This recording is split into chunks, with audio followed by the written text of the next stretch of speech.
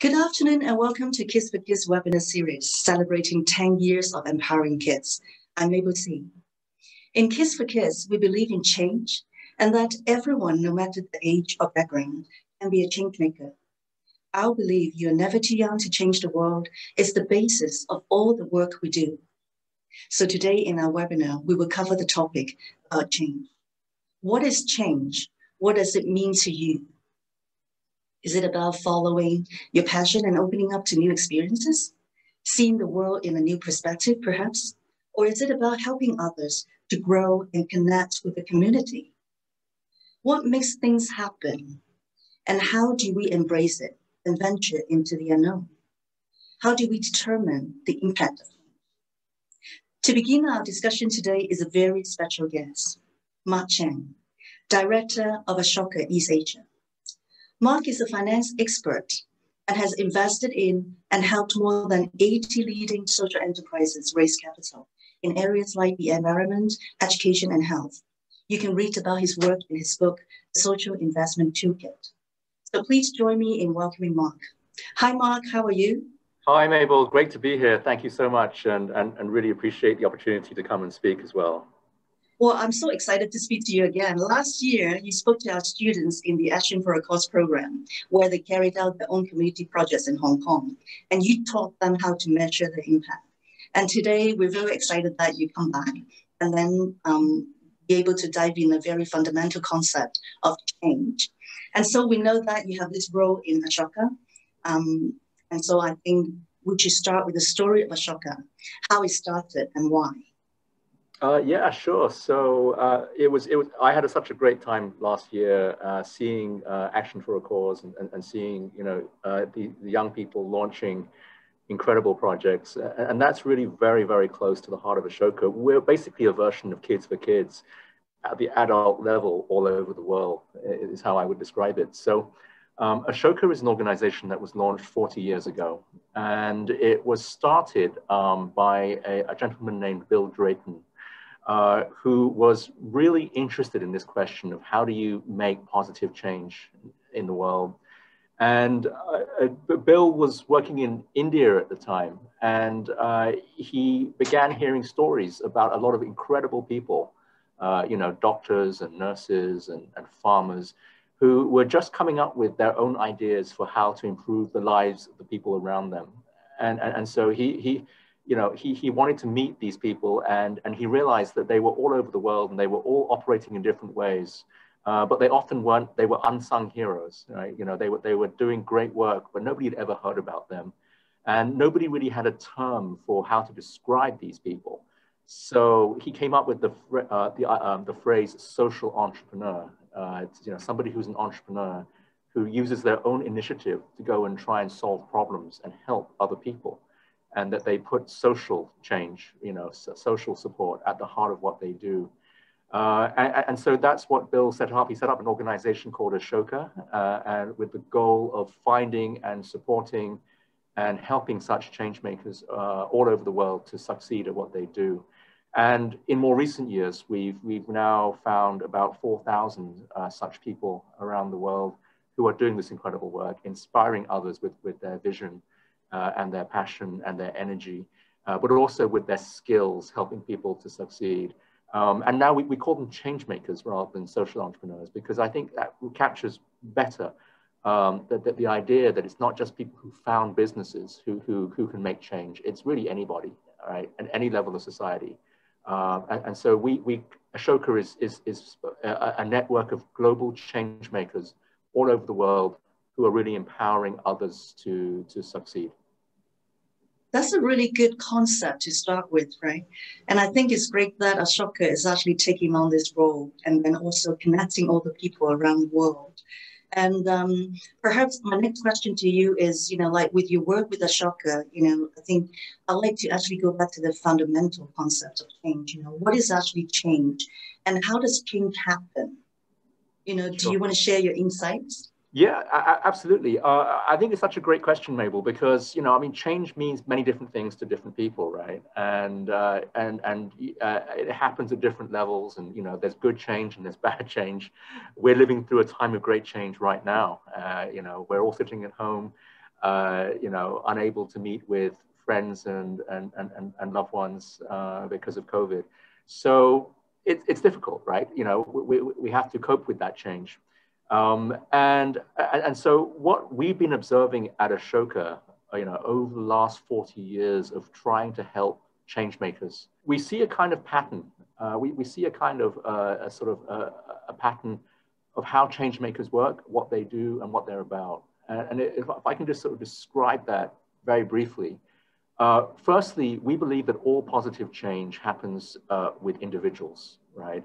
It's always somebody who spots a problem in their community or in their neighborhood or even in their school or society. It can be at the small level, it can be at the huge level. And they say to themselves, I can find a better way of doing things, right? So it starts with an individual who develops an idea. And what distinguishes, I think, change makers from everyone else is that a change maker doesn't stop with the idea. What they do is they then take some action. They take some kind of action to go about trying to solve that problem. And no matter and even if that problem is a very big problem, like the amount of food that we waste in society, for example, or climate change, right? Change makers aren't put off by that. What they do is they start with something very small and concrete to get going, just to make a change in one person's life, right? And then from that, they then start to build, and they start to bring in their friends, they start to bring in supporters, they start to bring in other people around them because they're fired up with this passion to solve a social problem. And so I think change makers start small with an idea, they get going, and they build a coalition of supporters and helpers to help them make that change happen. And so that's the journey that we see of change makers all over the world who do this. And some of them, like Muhammad Yunus, professor in Bangladesh, starts off, lending small amounts of money to poor people in Bangladesh.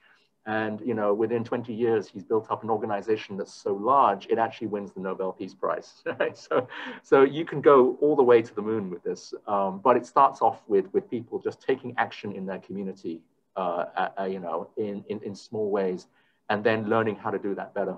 And so I think that's the real power of being a change maker. Yeah, but is that a certain kind of personality that allows people to actually have this kind of concept in the first place? Like you talked about people who are interested enough, when they see a problem and then they go after it and then they want to find out and then they want to do something about it. But is that like, is it actually an innate thing that everybody has that kind of nature, or do you need some kind of like environment or education to help us realize that we can or should do something about it? Yeah, it's a great question. So when we first started, this process of looking out for people who are these extraordinary change makers, it's a bit like entrepreneurship. There's a common idea that you're born with it, or that there are some people who are more skilled at it than others. And actually, to our surprise, we find actually that's not the case. So when we looked at the kind of people that we had seen, who had become very successful. They'd really gone out and they'd made a huge difference. They'd launched campaigns, they'd launched movements, they'd launched companies and businesses that do social good. They're actually, ordinary people, very, very, very normal. But there is this difference. What happened is that in nearly all cases, that person had an experience very young of doing something very small that made a difference in their lives. Right? It could be maybe helping somebody who's being bullied at school, or it may be, helping coming up with an idea that could make things better for the people around them. And that experience kind of sparks something in that individual. And it makes them realize that not only can they come up with their own ideas, but they can actually change the world around them, right? And so I think that if we can help people get an experience of that very early in life, which is what Kids4Kids does so beautifully, it can actually launch a mindset shift, which carries with them for the rest of their life. And it's a mindset shift, which is basically that you don't have to wait for somebody else to tell you how to start improving the lives of those around you, right? Everyone can do this, and that it not only is it is possible, but that it's a really great and healthy way to live, right? So they start to make change, and then they start to see how rewarding that is for themselves and for other people around them, and so that really sparks off, a lifetime career of being a change maker. So I think it can start very early. It usually starts with empathy. It usually starts with somebody just seeing a problem and thinking, why is that, the case? Can I do something about that? And then it snowballs from there to trying to take action. And then once they realize that they can take action and make a difference, and that the world is different as a result of something that they did, that's so powerful. That's so powerful for kids. But it can happen at any age, actually. There are people in their 40s, 50s, and 60s who also have this realization as well. But if you can start young, my goodness, what a difference that makes for the rest of your life. So that's something which we're very keen to try and support as much as possible. That's a very nice point that you make. Yeah, this is precisely what we're doing in Kids4Kids as well. What about other factors like, do you, I know that Ashoka actually has very sustainable effect in supporting the fellows in over like 80 countries. And from your observation and learning, working with the chapter so far, do you feel that is actually has something to do with how rich the country is or the education level of that country, or it really doesn't matter? Like all platforms or everybody actually has the same chance, or is it like related to the economic situation or political situation in different places? I think that this kind of level of change making exists everywhere. And that's really encouraging to see. So we have a huge number of change makers that we support all across Southeast Asia and around the world, in rich countries, in poor countries, in situations that with a lot of resources, and situations with almost no resources at all. Obviously, I think the kind of support that people need depends on the situation they're in. And the kind of problems they're working on will also depend on the situation that they're in as well. But it's not the case that wealthy countries don't have problems or don't need change makers. In fact, just the opposite. I think you need this at every level. The nature of those problems changes, but you see change makers adapting in every situation. So, for example, when we take education, for example, I think in countries like Hong Kong, we're all struggling with this question of how can we make education responsive to the needs of the modern workforce, right? I think the workforce is changing very fast. People need different kinds of skills, right? They need more creativity, they need more initiative, they need more, those kinds of skills that with robotics and AI, we're entering a different kind of workforce, right? Whereas in Africa, it might be more simple, basic questions like how can we get textbooks to enough kids, or how can we get enough teachers trained to work on those issues.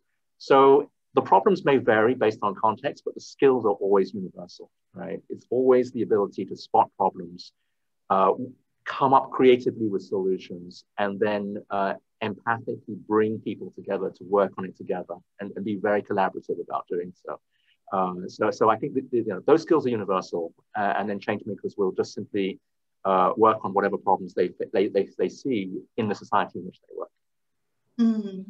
And how do you see the influence of people the question is, because earlier when we were talking about this concept of change, then you mentioned something about it's not just about doing it yourself. You would actually bring along, like collaborators or friends or people around you to do it together. Yes. To do public good. Yeah. But how can you actually help people around you to see they can also make the change? So this is one of the most important skills that any young change maker or any change maker needs to learn. Because you can't do it alone, right? There's almost no problem that just one person can get out and solve. And so at a certain point in your journey, it's essential to acquire the skill of being able to bring people along to support what you do. And I think we can break that out into a number of different components, right? So one of them is communication. You have to be able to explain what it is that excites you, what it is that upsets you, what is the reason why you want to share a story or share a passion. If you're concerned about climate change, how do you tell that story? If you're concerned about food waste or whatever it might be, right? How do you convey to people that is a problem? And then how do you find ways to offer them ways to take action, right? So you have then to, if you're worried about climate change, come and help me plant trees or whatever it might be.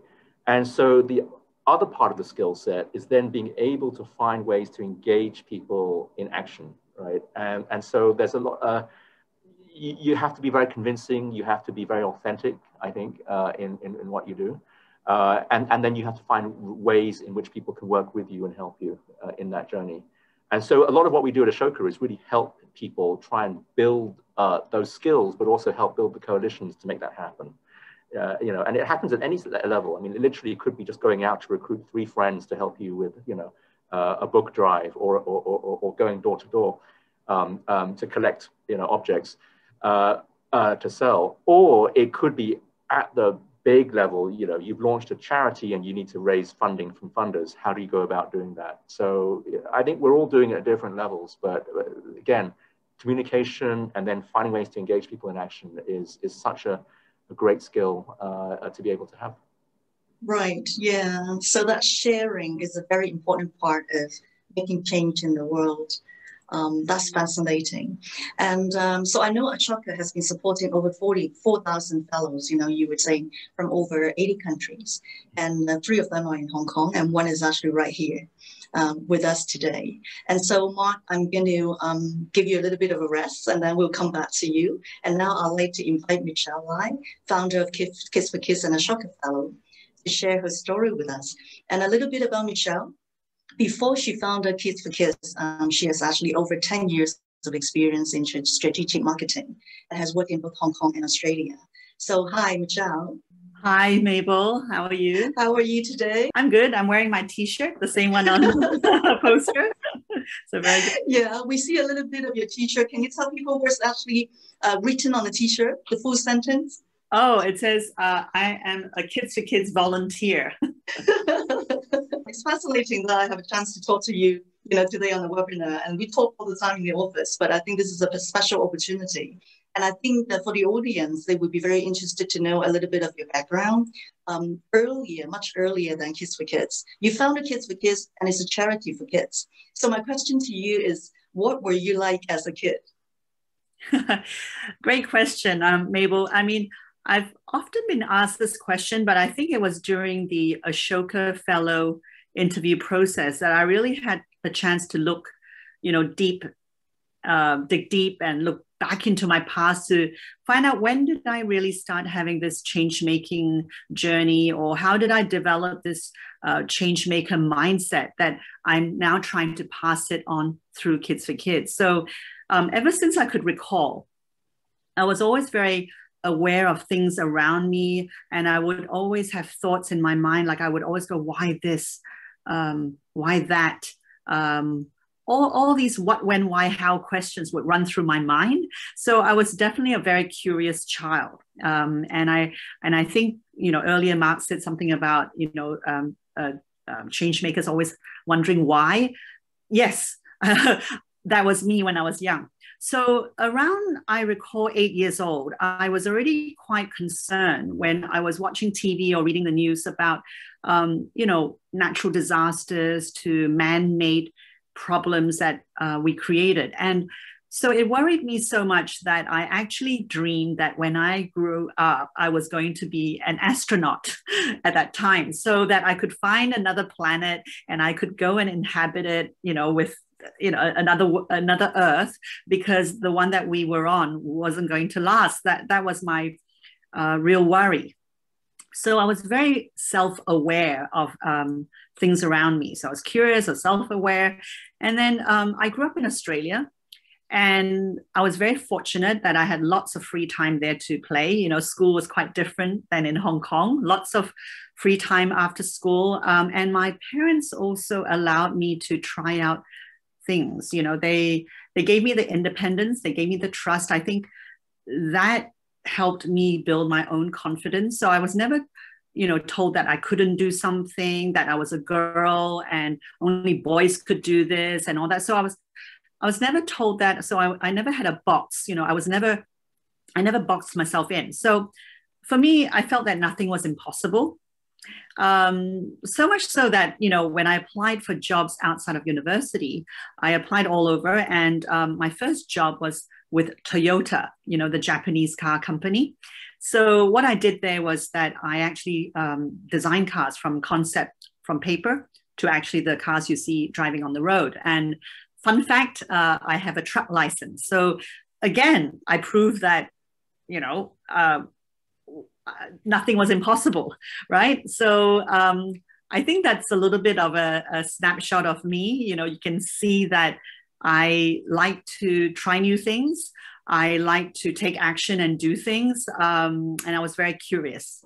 So right. So from that active personality and also feeling that you can do anything in the world to founding Kids4Kids, you know, there must be something that triggered you. So what happened? And how did you found Kids4Kids? What actually happened at that point when you believe, you know, you can do something? Right.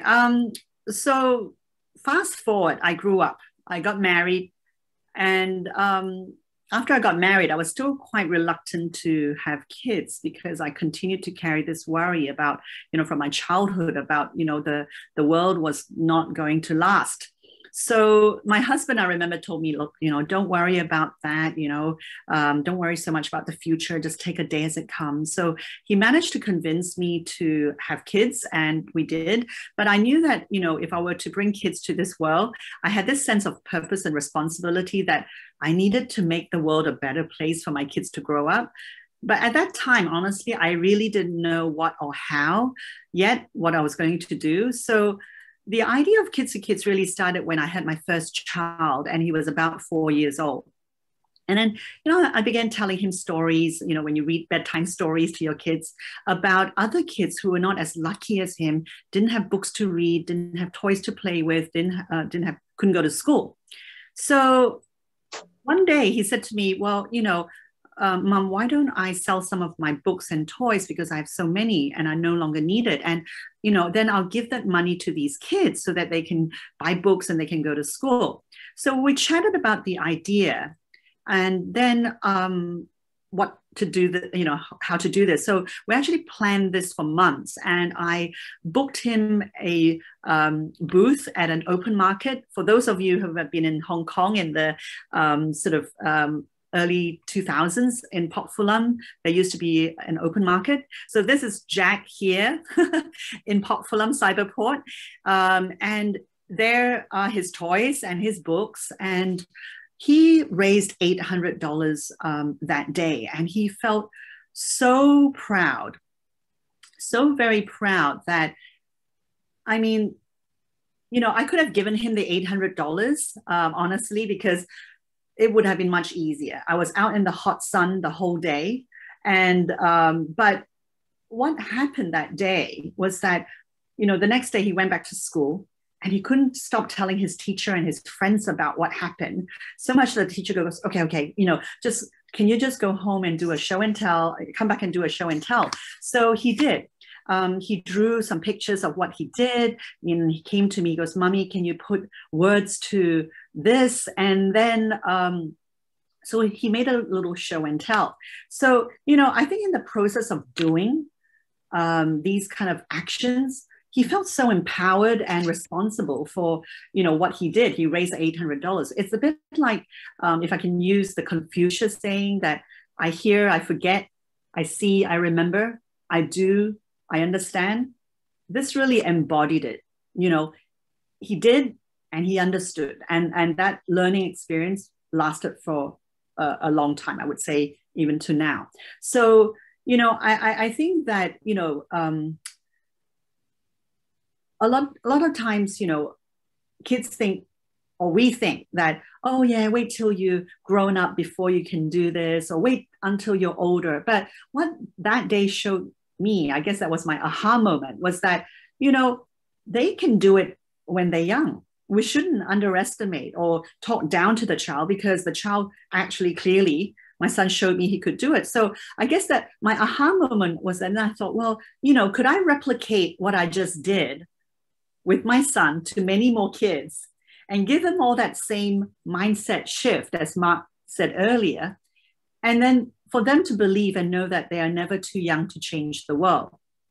And then if more people did that, then they could help make the world a better place. So, it's interesting hearing what Mark just shared, because that was, in a way, my thought process when I started Kids4Kids, because, my issue was I really wanted the future, our world, to be a better place for my own 2 kids. But at the same time, I thought, well, what if more kids other than my own 2 kids could do the same? So there you go. That's how I started Kids4Kids.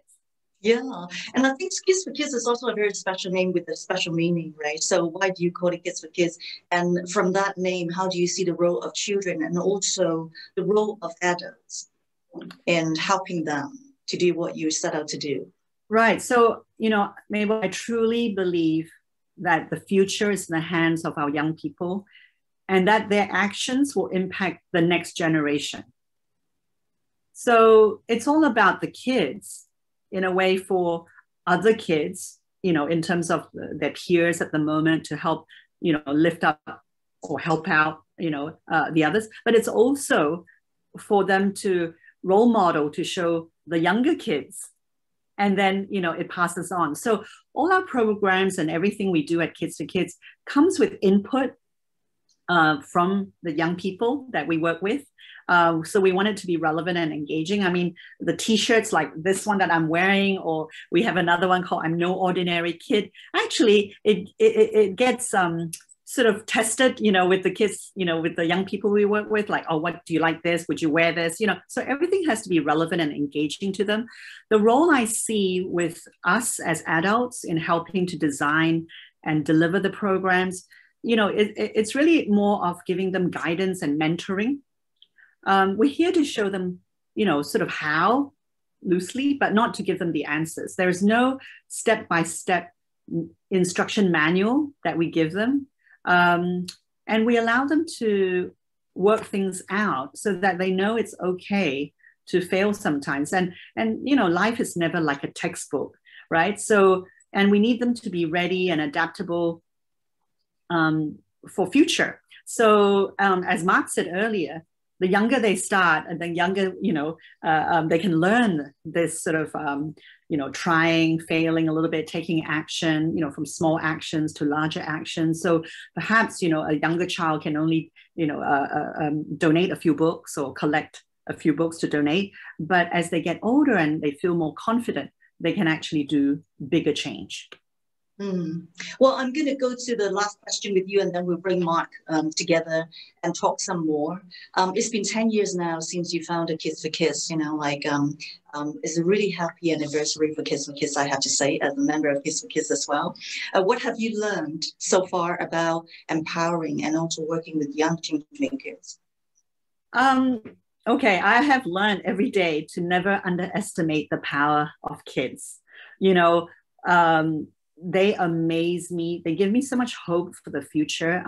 I feel so lucky, and I'm sure Mabel, and you, Mabel, and the team feel the same, that every day we hear amazing stories, and it's so hope-filled. So I feel that, and some of the students, because it's been 10 years, as you said, so some of them started with us as teenagers, maybe even 13, and they're actually in their early 20s.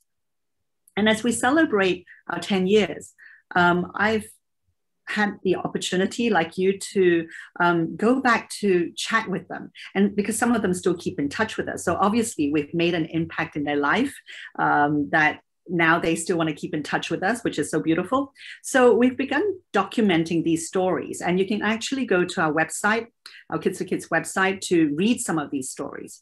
And when I speak to them, when they reflect, we found that each time they believe that when they worked with Kids4Kids in their younger years, we actually help develop their confidence.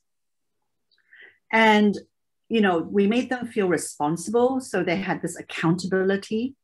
We developed their empathy. So they were very self-aware of people around them, the community.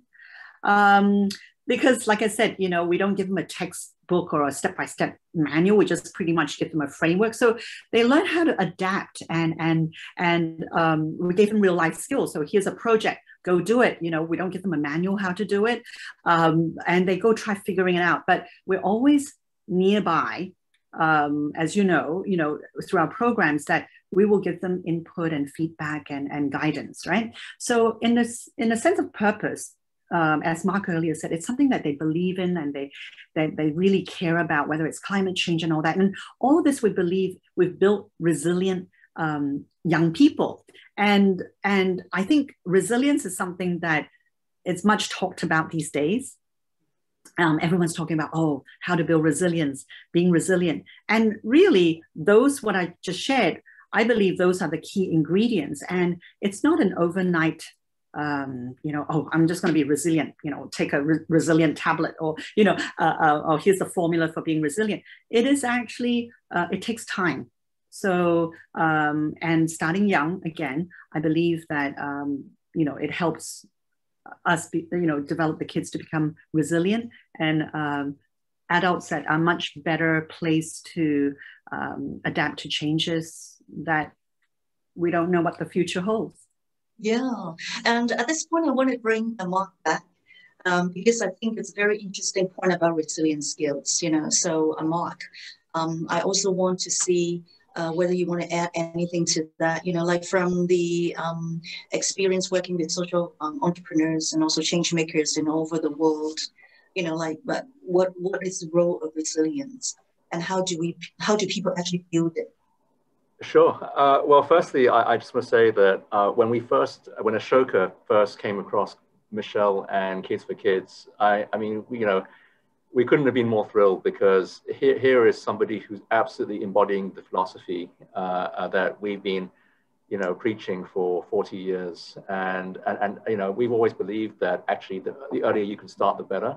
And so seeing an organization called Kids4Kids actually doing this on the ground is just incredible. So it's a huge thrill to meet Michele and welcome Michele into our Ashoka Fellowship and be part of that. And and to your point, it's all about resilience. It's all about building the skills to be able to solve social problems, right? And that means being able to have all those things that you saw on the chart there that Michele put up, the accountability, the adaptability, and all those different skills. And so I think we just see that as being such a core template that you've got to keep coming back to again and again. And the more practice you can get at it, the better. And I think that's the word I would come up with is practice. Is like, you try it, and then you learn from that experience, and you keep going, and maybe you succeed, maybe you fail, but every failure gives you more skills to build on. And so that's really kind of the sort of the trick to building up that resilience. Mm-hmm. Do you want to add anything more, Michele, about that point of the programs that we do in Kids4Kids? We also emphasize on that skill or not. And I think, again, sort of recapping what Mark said, the two things. One's the mindset, and that the other is the skill set. So the mindset is that sort of the belief in yourself and the confidence, and as I said, when I see, when I saw the mindset shift in my son, and then I thought, how could we replicate that? And I'm seeing that now, through Action for a Cause, for example, when we empower these students to go do something good in the community. After that, they don't stop.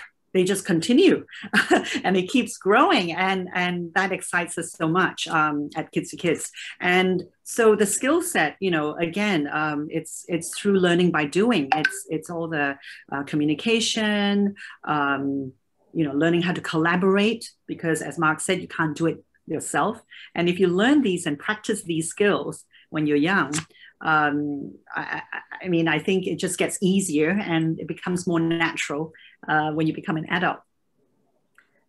Yeah, and I'm going to actually shift the topic to your title, Michelle. You know, like in 2019, you were awarded as an Ashoka Fellow, and that was something very special, you know, I believe. And for the audience, you know, there's three in Hong Kong, and Michelle is the first female and also the first in education category in Hong Kong. So when you received the news, Michelle, how did you feel? Well, I couldn't believe it. You know, honestly, I couldn't believe it. It is a huge recognition for me to, you know, be awarded this. I remember again during the interview process it was a regional one in Jakarta, and I saw all the other Ashoka Fellow candidates, and I thought, oh my goodness, you know, they're doing amazing things, and they're doing, you know, something using technology. They're doing this and all that, and I thought, hang on a minute, mine's not high tech, you know, and it doesn't seem as big and all that. But I guess, you know, there must have been something that, as you know, sort of Mark said, he was very thrilled to see that there's another organization that's so similar, because I think it's something that we're doing, which I think that human connection, you know, to actually use people, and for people to then, you know, sort of in a way trigger other people to make this change.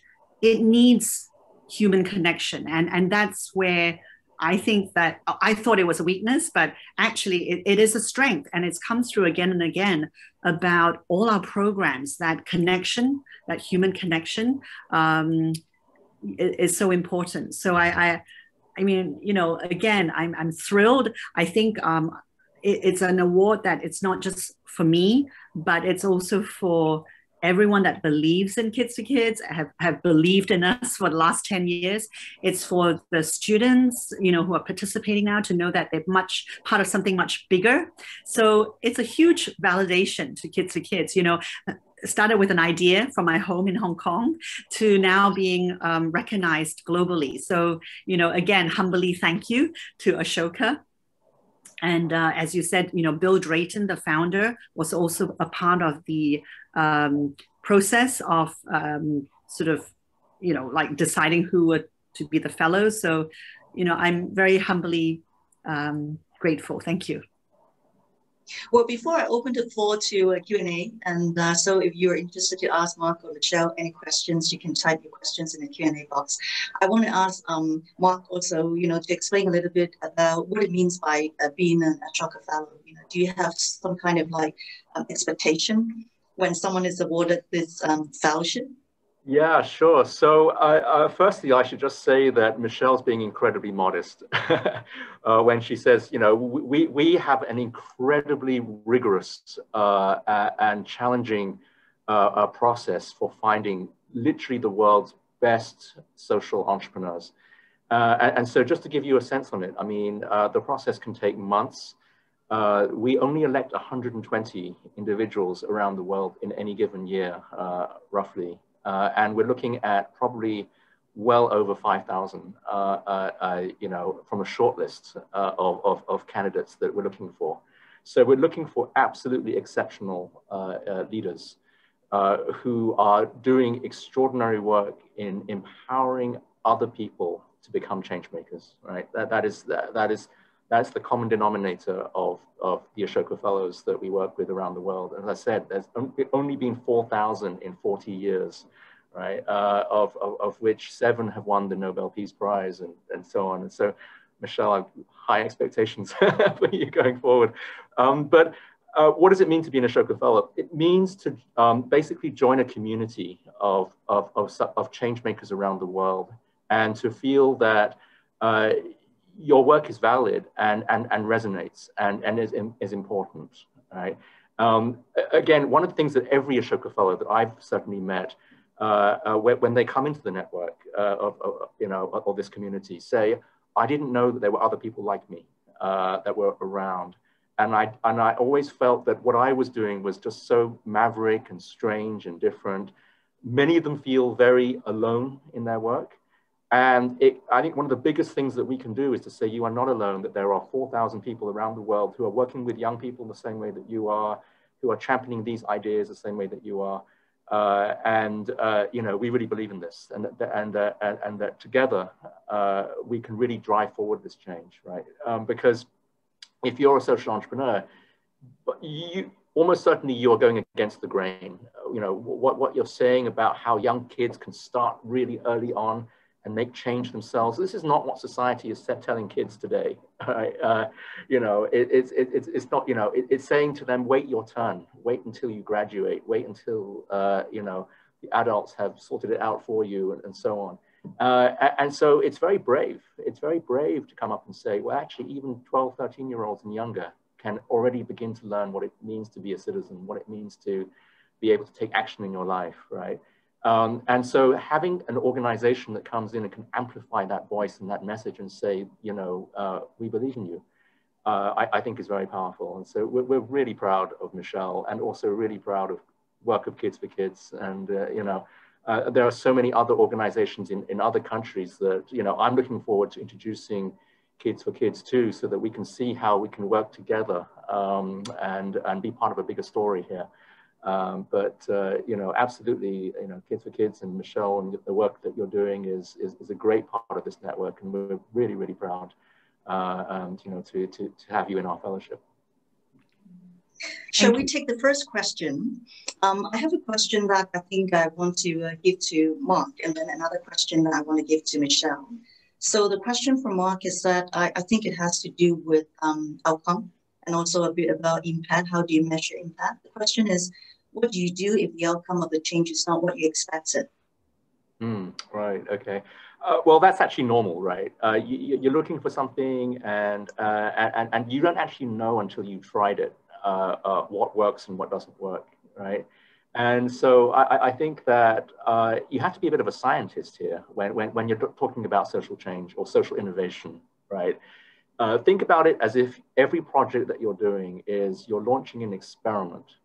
And there's no such thing as failure when you launch an experiment, because what you do is that if it doesn't work out the way you expect, that is the world telling you something useful, right? And what you have to learn from that is, well, why didn't it turn out the way that I expected? You know, what was the, was it because I didn't do it right? Is it because people don't buy into that argument?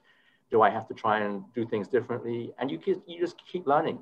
It's like riding a bike. You know, you have to fall off many times and get back on. But every single time you get better, you learn more. And if you can have that spirit, you know, I think you're going to be unstoppable. So that's what. So I would treat every new story, every new outcome as feedback to help you get better at what you're doing. Like, it's so important to know actually the people that you want to help, whether they feel that they have been helped, right? So the feedback process is actually very, very important, like you shared with us last time in the impact measurement webinar. And the feedback could be really small as well. Am I right? It doesn't have to be like a feedback to 1,000 people. No, exactly. I mean, it can literally be, you know, you helped, you know, that elderly person, and they told you that they really appreciated that. You know, I mean, we've had stories of kids teaching, you know, grandparents, you know, how to use their smartphones and those kinds of things, right? And then they get text messages from them, you know, a couple of days later, and they're sharing memes and things, right? So that's great. That's feedback, and it can be as simple as that. But how rewarding to know that you help somebody connect online, right? So so it doesn't have to be like grand studies and those kinds of things. It can be just appreciation and feedback. That itself is very powerful. And a question for you, Michele. This is actually to do with Kids4Kids. You know, the question is, how can schools in Hong Kong, which have yet to work with Kids4Kids, get started on fostering SDG-based thought and action leadership? So the people who don't know us, how do we get them started? I think, you know, we need to share more stories. And I think the best testament of these stories are the young people. I always feel that our young people are the face of Kids4Kids, the ambassadors of Kids4Kids. And if you hear from them, it's more genuine. And for them to, you know, sort of share how they have been impacted, how their mindset has been changed, and So I think if we wanted to change or get more people to be involved, I think bringing the young people that have been through the Kids4Kids programs or are currently in our programs, they are the ones that will probably be able to convince the schools that because they're trying to teach young people. So if the young people are telling them that this works or this is what Kids4Kids has done, I believe that there's no better salesperson for Kids4Kids than our young people. Absolutely. Yeah. And then another question, both of you can actually answer. This is a very nice one. How do we make ourselves more capable of adapting to change? There will be resistance to change, right? And I think, from our experience as well, like if you want to change to a different environment, or if you have to change your habit, or if you have to change an action, it's not easy sometimes. And maybe our mind is just blocked, or we don't realize how, or we don't want to change. Okay, so Mark? Yeah, no, I think I go back to, the idea that it's all practice, right? And once you've had an experience of trying a project, it's almost always the case that to get anything done, you have to adapt, right? Nothing ever works out perfect the first time, right? There's always going to be a sequence of steps that you do. But once you've done that once and you've seen that, it helps you the next time round that you do it, right? You're just going to recognize that, oh, yes, I tried that, it didn't work, but I remember when I did that last time, and then we did this, and then it succeeded. So I think that your mindset can become more adaptive just through practice. But when you're going into it for the first time, just say to yourself, there's no such thing as failure. It's just simply learning and feedback. And that's a really healthy attitude. Actually, it's a great attitude for life as well. I think, so I think part of the problem we have in our education system is that we're kind of taught that things are pass fail, right? Or that there are these absolute grades that you're, that you hit, and it's like that. Actually, in life, that's not how it works. Sometimes your biggest failures can lead you to your biggest successes because you learned so much from that, right? So I think when you see that, it becomes a lot less scary, and then it becomes possible for these people to, any kid at any age to get that. So you build resilience through practice, and you just see yourself get up and do it again, and then it's not so scary the next time around. Michelle? And practice definitely. And I think taking that first step, because taking that first step into something that's out of your comfort zone, a little bit unknown. As I said, even for me, Kids4Kids started with just an idea. I didn't have a recipe or a manual to go, well, do this and then that and then that.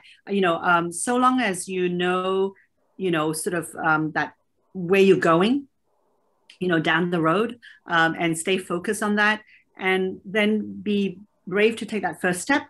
And after you've taken the first step, it gets easier. As Mark said, it's like practice, right? So then you won't be too afraid of going, oh, okay, so I don't have to be very sure of my next step, but it's still moving forward, right? So I think a lot of us have fear. And I think that fear of the unknown, it's our own mindset. It's our own self stopping ourselves. So if someone is not very confident or they have a bit of fear, then try little steps, try something small, as Mark used the example of someone just, teaching one elderly person how to use, maybe a smartphone, then do the one person first. You don't have to do to 100, just start small. And then you get the confidence, and then you can take the next step again. So I think a lot of it is confidence in ourselves. Look, nobody, I think, knows all the answers to all the problems in this world. Nobody does. So we're all in this together. So then might as well just take that step forward. Yeah, and about that, like overcoming that hurdle, we actually have a question as well from the audience. What is the best advice you each can give to students or even adults trying to clear the first action hurdle? There's something that you cannot actually overcome. Is there some tip or some small action that you can do to help you overcome that first hurdle? Yeah. Why don't I go first? So I think there are several things. One thing that I find very helpful is trying to break things down into the smallest steps possible, right? So everything looks challenging at first, and then once you start to work out how you can break it down into smaller and smaller steps, then that things will look less intimidating, less scary from doing that. Very often, the reason why people don't take action is because they don't know what the next step is. And so, you have a lack of knowledge about how to solve the problem that faces you, right? And so, think about how you solve the problem in other situations. You normally ask people, or you start to make inquiries, or you start to ask a parent or a friend or whatever, and then they show you, and then you do that. That's how a lot of problems start here as well, right? Just working out how to ask for help, ask for knowledge, and to do that, and then build it up. So I think people are very scared because they think that to solve problems, you must have the complete map of how to do it. And if you don't, then you shouldn't start, right? And that there is such a map, and that it's all so clear, step 1, step 2, step 3. Once you realize there's no map, you just got to work, you just work it out, just try a few small things, break it down to smaller steps so that it becomes more manageable. I think a lot of problems start to dissolve that way. So that would be my biggest tip on how to do that. That's wonderful to hear. Some people actually told me today that, you all set out to save the world, but it's actually a very big task. There's something that you can actually do around yourself, around your community, or even just within yourself. Then why don't you just start that first? Like Michele said, it actually starts with something that you can manage, and then you can use it as like a practice and then a habit. And then later on, then you will be able to do something bigger and bigger. But at the beginning, maybe people are just too afraid to fail, which is our next question. And this question is from a student. I'm going to give it to Michele on the topic of fear and failure. How do you overcome that? I think it's similar to also the question before. So I think, there are two things. One, with Kids4Kids, we do a lot of, we encourage people to share the ideas. Like for example, at our Power by Youth Forum, we encourage like-minded people to come together, and then they realize that, hey, hang on a minute, you care about the same thing, or you might have the same fear, or you might have the same concerns or whatever. So to try and overcome that, I think, sometimes it's to talk about it, to share, and then you might realize that, hang on a minute, somebody else also has that same concern. So maybe we could do it together. And, when it's doing it together, it's not as scary as doing it yourself. And also when you, talk about it with somebody else, when you share your ideas and all that, you realize that, it's not just a weird idea or one idea, that someone else shares it. So there is that, I think, talking about it would be, sharing it would be good. The second thing I would say would be that look for an adult or a mentor that you feel you can talk to guide you. I mean, I think that's where Kids4Kids and our programs have been very good, because we provide such a program through Action for a Cause. So, if someone decided that they had, climate change and they needed to, okay, let's use a project that we have this year, the Llama Community Project for composting. So let's say they go, okay, I want to do that, but they just don't even know where to start. So usually you look for someone older or have more experience that you can actually, ask, so that then it's not as scary if perhaps someone is guiding you along the way. It's a bit like learning how to ride a bike. That someone's nearby to give you a bit of guidance. So I would say seek out someone that's more experienced, have been through this before, maybe expertise in that area. And when you go and ask a young person goes and asks an adult for help, chances are they will. You won't know without trying to ask. So don't be afraid. Talk to people, ask, because keeping it all inside, those ideas or the concerns, it doesn't get anywhere by yourself. So I encourage you to share more. That's excellent. Well, my last question for you, and also to end the Q&A session, is what is the end game? We talk about a lot of change and also change makers. So what do you feel is actually your end goal, Mark? So so Ashoka actually has a slogan, and our slogan is "Everyone a change maker," right? And the reason why we say that is because when we first started out, we were trying to find these incredible leaders, people who were going to Professor Muhammad Yunus, who launched the microfinance movement, or Richard Branson, other really exciting CEOs and leaders and so on. And actually we realized that it isn't just the handful who really can do this. Actually, our vision is that really everyone should have the skills and the confidence and the encouragement to try it for themselves. And so for Ashoka, the end game is really a society where every young person leaves school with the skills and the knowledge that they can be a change maker, that they can actually take action, that they don't have to wait for permission to try and fix problems in their lives, that they can help other people, and to have the confidence to do that. And that really just makes for such a better life for them and for their community. And to really feel that kind of inner power, Kids4Kids talks about, discovering your power, right? And I think that's such a beautiful vision, and that's something which we want for everyone. So that would be our end game. And Michelle, for Kids4Kids?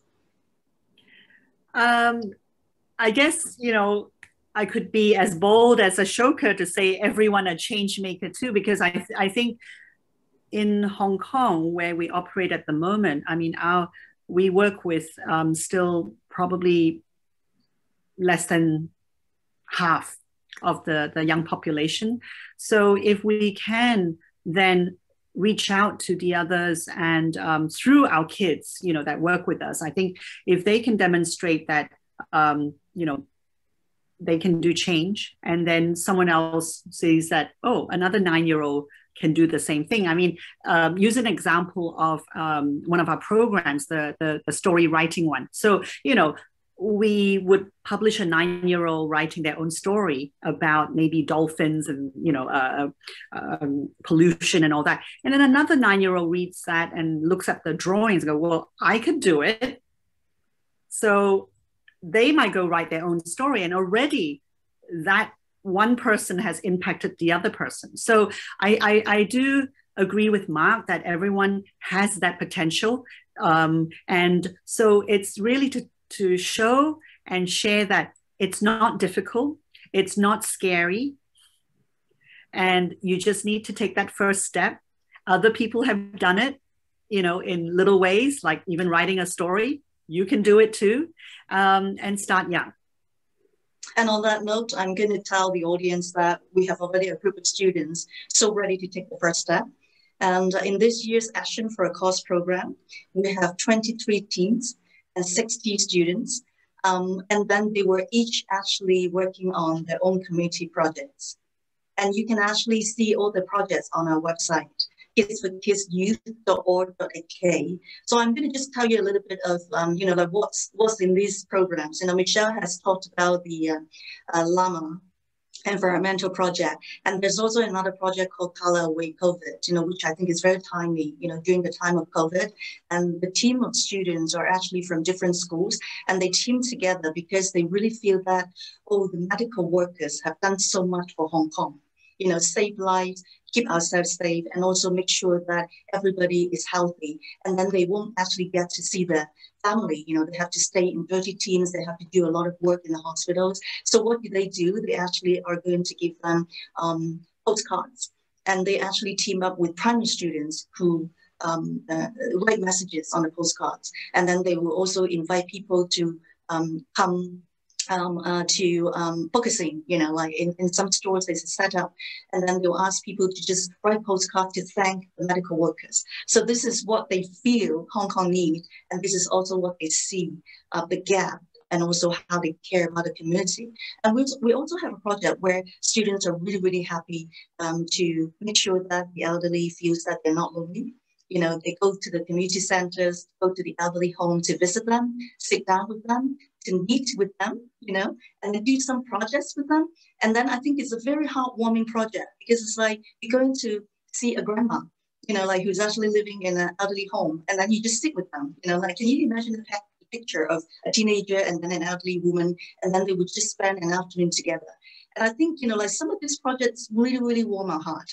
And I think, like if you're interested, the link is also sent in the chat box for you to go to the website and see all the project details. And what you can help, as Michele has shared, like we have a responsibility as adults and also as a charity to help them serve the community. So all these projects, they are looking for seed funds. And then we're going to allocate them 3,000 seed fund per project, so that the students who want to do the cards, the postcards, they can buy material. And the people who's building a website, they can build a website. And some people are interested to make a documentary film, to save corals, and they can make the film. So all the money is actually going directly to the project. So today we can actually help this team of students, 60 of them, actually serve and build the community of Hong Kong. And these are the students who've actually taken the first step. And we are very proud of them as Kids4Kids, that they come to our programs and then they tell us this is what they want to do. And it's like Mark, you said earlier, like if people have an idea and they act on it, they are already a change maker. And then this is actually the first step that you need to do. And as adults, this is actually the opportunity for us to build a society that is actually better for them in the future. But also in building it, they are the people who actually do something now to make the world a better place. So I think, like this is an excellent project, and you can consider helping us or looking at the information on the website to see how they're doing. And today is our last webinar. I would like to thank the both of you, like to actually wrap up the whole webinar in one very important topic, change. And for the last 5 webinars, we also have all the videos already uploaded.